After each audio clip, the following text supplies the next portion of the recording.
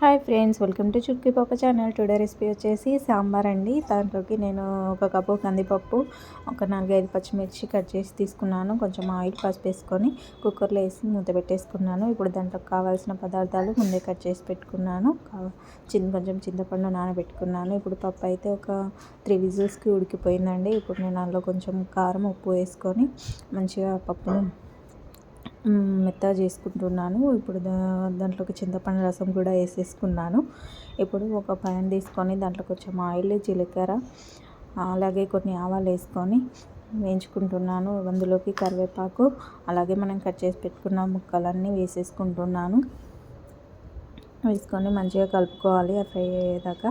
ఇప్పుడు దాంట్లో కొంచెం ఇంగువ కూడా వేసుకొని కలిపేసుకుంటున్నాను. ఇప్పుడు దాంట్లో కొంచెం సాల్ట్ కూడా వేసుకుంటున్నాను, ఎందుకంటే ముక్కలకు మంచిగా సాల్ట్ అనేది మంచిగా టేస్ట్ వస్తుంది. ఇప్పుడు మంచిగా కలిపేసుకుంటున్నాను. ఇప్పుడైతే ఫ్రై అయిపోయింది. దాంట్లో కొంచెం అల్లం పేస్ట్ వేసుకుంటున్నాను.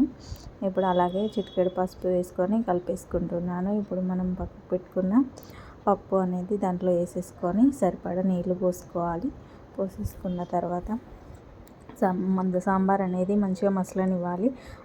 సాంబార్ అనేది మంచిగా మసిలితేనే టేస్ట్ అనేది చాలా బాగుంటుంది. ఇప్పుడు దాంట్లోకి ఒక టేబుల్ స్పూన్ ధనియాల పొడి, అలాగే ఒక టేబుల్ స్పూన్ సాంబార్ పొడి వేసుకొని టేస్ట్కి సరిపడా ఉప్పు కూడా వేసుకొని కలిపేసుకుంటున్నాను. అలాగే లాస్ట్లో కొంచెం కొత్తిమీర వేసుకొని ముక్కలన్నీ ఉడికాక దింపేసుకోవడం, మన సాంబార్ అనేది రెడీ.